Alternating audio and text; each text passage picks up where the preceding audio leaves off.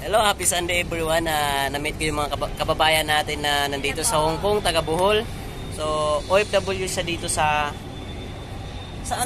Macau. Sa Macau siya, na-base siya sa Macau. So, ako dito sa Hong Kong. So, ba't ka nandito ka ngayon sa Hong Kong? Mayroon ka pinuntahan dito na training? Training lang po, taekwondo. So, every Sunday ka pumupunta dito? Sa ngayon, every Sunday po, kasi malapit na po yung tournament namin.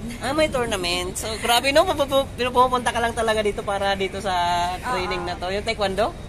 Taekwondo. So, kumusta naman yung trabaho sa Macau?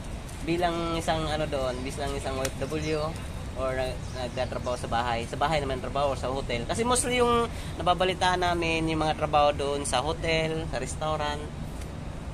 Kumusta? Ano yung trabaho mo doon sa Macau? Okay naman, sa bahay naman. Sa bahay din. Kasi ang laki kasi ng placement fee pag nasa cleaners, dishwasher, o nasa hotel. Kaya pala. Hindi namin kaya yun kasi tumataas na siya ngayon. Tapos yung sahod ngayon as in open na kasi. Wala nang COVID. Di nagbaba na din yung sahod ng domestic helper.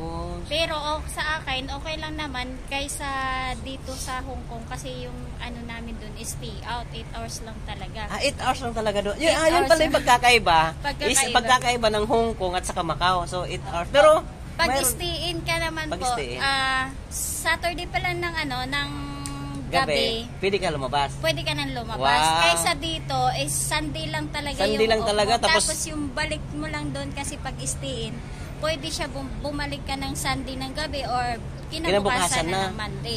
So ibig sabihin mas maganda pala doon Pero mas malaki, ano bang mas malaking sahod? Mas malaki yung sa sa Macau, mas malaki lang siya kung talagang may part-time ka, yung baga todo Todo kayod ka. Todo kayod. So kasi stay out ka, 'di ba? Kung gusto mo. Stay out, so kailangan mo din na humanap ng part-time kasi syempre binabayaran mo boarding house, pagkain. Parang magkapareho lang siguro sila kung may part-time ka, pero kung tutuusin talaga is malaki yung rate ng baga kung sa piso is parang 1,000 plus lang yata yung konti lang talaga ang diferensya.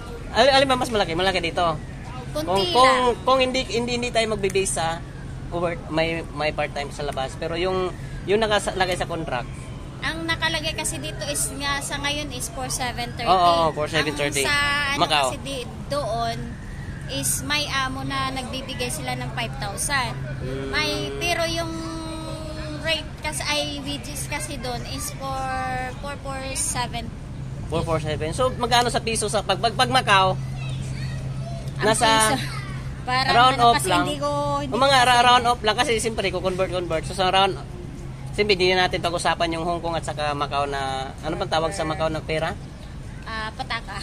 Pataka? So ngayon ko lang nalaman pataka pala yung pera nila doon. Kasi last time pumunta ako ng Macau, siyempre hindi kami nag-convert ng pera. So binayad namin Hong Kong money din.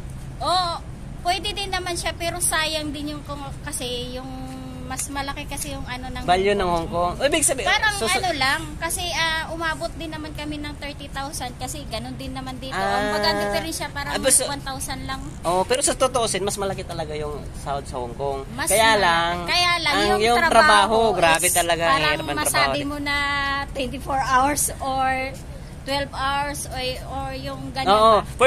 First time mo ba nag-abroad? First time. Hindi first po. First time mo nag-abroad? Nagpunta na po Singapore, Taiwan. Dito sa Hong Kong, nagtrabaho ka rin sa Hong Kong. Tapos, sa Macau ka na. Nag-Macau ako kasi nag-try lang kasi may kaibigan na nag-refer din sa akin. Saka, kaibahan, yung agency ka dito, walang bayad. Pag doon ka kasi, may bayad sila. Sa agency ka magbabayad? Sa agency ka magbayad. Pero, depende sa amo, kadalasan doon is half sa'yo, half din sa employer. Kumbaga, magbayad kami ng 3,000. Pero sa akin kasi, hindi ako nagbayad kasi nirefer lang ako. Depende. So, sa apat na bansa na puntahan mo, saan yung pinaka-comfortable ka? Singapore. Singapore. Maganda yung Ano ba yung nasa Singapore na wala sa tatlong bansa na puntahan mo? So may ganun. Hindi rin kasi mahirap yung trabaho ko kasi ang Doon? trabaho ko sa Singapore is yung baga nagbabantay lang ng yung mga anong tawag doon yung yung baga nagtuturi sa Sa sa hotel. Singapore, tapos galing sila kasi yung amo ko is Korean. Kumbaga nagbabantay lang ako ng baga Mga guests, mga dumarating. Oo, yun mga lang. ganyan. So, ibig sabihin, swerte-swerte at saka depende din sa trabaho sa ibang bansa, Pero Depende din. masabi ko talaga na iba po yung Macau. Iba na naman ako ngayon. Kasi nababalitaan ko din dati nabalitaan sa news na doon sa Singapore na yung helper may sariling bus kasi maingay daw yung mga Pilipino pag sumasakay ng bus. Totoo ba 'yon? Hindi po totoo yun. Hindi yun totoo. Isa lang po talaga yung bus na Yung bus. Kasi dati nabalitaan ko na kasi plano ng government kasi naingayan nga yung pag sumasakay. Alam mo naman yung mga Pilipino kahit saan maingay. Lahat naman talaga ng bansa is maingay yung Pinoy. yung Pinoy. Kasi doon tayo nag-i-enjoy. Oo. Kahit din doon sa Macau, sinasabihan talaga sila kasi Huwag hindi ako mag-ingay. nag-iingay. Oo nga. Sinasabihan talaga ng Chinese na wag maingay. Pero yung ano na natin yung Chikwa kasi is Chikwa, tahimik sila. kahit na hindi, maingay sila pero walang nagbabawal sa kanila. Kasi sila yun Oo, yun nga. Kasi alam kasi nila pag sinabing Pinoy, naintindihan nila. Alam nila maingay. Tapos, ate ngayon, gusto mo balak ko pa umalis sa Macau, balik sa Hong Kong? Or doon ka na lang muna mag-stay? Sa ngayon is parang magpahinga muna. For good? Hindi naman masabi Sa Pinas? for good. Kasi, siyempre, yung lola ko kasi, parang kailangan niya ng magkakasama. Ilaalaga. Matagal na kasi siya nag-ano sa akin na yun. Pero ilang years ka na sa abroad talaga, in total? Matagal ka na siguro. 7, 4, 7, 10, parang 10 lang yata. 10 years? Opo. Bakit sa 10 na yan? Ilang years ka saan ka una nag-abroad? Sa Singapore. Ilang years ka doon? 4 years? 4 years. Tapos, next, Taiwan? Taiwan. Ang kontrata kasi sa Taiwan is 3 years. Oh, 3 years. 3 years ka. So, 4, Tapos 7. isang kontrata lang dito. Isang kontrata dito. Doon, Tapos dito. try ng Macau. So, ano nga pala yung mga yung mga Masabi ko talaga, pinagdadaanan mo na masasabi mo talaga na mahirap talaga sa abroad. Ano yung naranasan mo na hindi mawawala sa yung dala-dala mo na ganito yung naranasan ko, ganito pala sa abroad, yung mga pinaka-worst. Or worst lang. Sabi. Parang masabi ko na, pero sa akin kasi is pira lang para sa akin lang is yung pinaka lang kasi ilang years na nag-work. Pero masabi ko talaga na walang ipon kasi nga yung baga always padala. Pero mali pala yun. Dapat talaga na mag-savings. Kasi ako hindi ko naranasan yun. Kasi palagi lang nasa parents ko na hanggang ngayon. Walang sa sarili. Walang natitira Kasi alam mo pag may pera tayo, pag naghingi sila, kasi may pera tayo Yun, pero, bigay ng bigay. Ang sabi kasi ng iba, siyempre, ako sa iba, kasi yung iba kasi may asawa na, sa akin kasi wala pa. Wala ka pang asawa pala? Siyempre, ganon, kung ganon, sino yung kasi, bigay. Kumbaga, masabi ko na, pera lang yan, makikita naman natin yung tulong ng tulong, pero hindi mo pala nararamdaman na yung baga lumilipas yung panahon, tapos wala ka pa ring ipon, diba? Pagod ka na. Yung ganon. So, yun yung mga naranasan mo sa wala kang ibang naranasan sa employer mo, kasi mostly yung employer, yung trabaho, yung oras, sa lahat na, wala kang yung mga naranasan mo. Kasi yung iba yung naranasan nila dito, kulang pagkain, kulang ng tulog. Sa employer ko naman, nung natapos ko ng 2 years, dito sa Hong Kong? Wala naman, okay naman siya. Nagkasundo naman kami na magtapos kasi magkasama kasi kami ng amo kong babae sa kwarto. Pero nagtry ako mag-apply ng iba, nagtry lang naman. Pero yun lang, nakatagpo ako ng matindi. Kasi baga, masabi ko talaga na worse yun kasi Alam kasi nila na nagta-taekwondo ako, may arnis ako. Oo. Yung babae, muntik na niya ipalo. Sabi ko, sana ipalo mo na.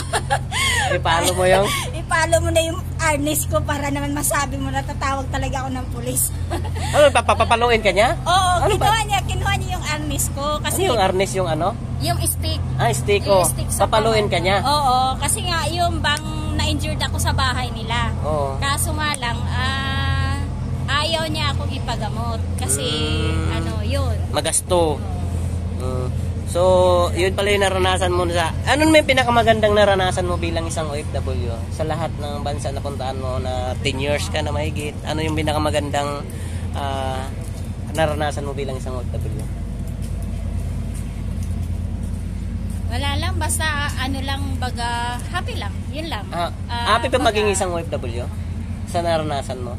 Kasi Okay. marami din tayong mga iba-iba tayong 'di ba? Iba-iba tayong experience dito sa abroad. Iba-iba. Pero So, ako yung kasi, naranasan mo? Yung ako kasi is, kontento na ako na, ang importante kasi sa akin, sa bagay, lahat ng OFW, iba-iba yung mga nila. Pero iba-ibang sa akin kasi ang naranasan, importante na makita ko yung family ko na happy sila. Okay na yun, the best na yun sa akin. Yun lang. So, ano yung mapapayo mo sa mga bagong magiging OFW, yung mga nagplanning pa lang maging isang OFW or papunta sa ibang bansa, ano yung mapapayo mo? Sa mga gusto magpunta ng mag-work abroad, sana pag-isipan nyo bago kayo pumunta magtrabaho kasi hindi po madali, mahirap, sobrang mahirap po talaga, lalo na mapalayo kayo sa pamilya. Oo. Sa tagal na niya, tingnan niyo, pumunta sa abroad ngayon, wala pa siya kasawa. Pero lang, pag-iwanan na. Enjoy lang po, Enjoy lang. So yun, maraming salamat sa mga pag-share ng ating kababayan. Ano pangalan mo? Jo po. Jo, taga Bohol, Bisaya. So mga kababayan natin Bisaya dyan, shout out. Wala ka bang shout out dyan? Mga kaibigan mo dyan sa Macau, sa Hong Kong. Shout out mo. Ay, sa mga kaibigan ko po doon sa Macau, mamaya kita-kits po tayo, choir. First choir po, St. Lawrence. St. Lawrence. So, shout out sa inyo dyan. So, kung nasaan kayo, ingat kayo. So, happy Sunday everyone. Thank you, kabayan. Thank you. Bye.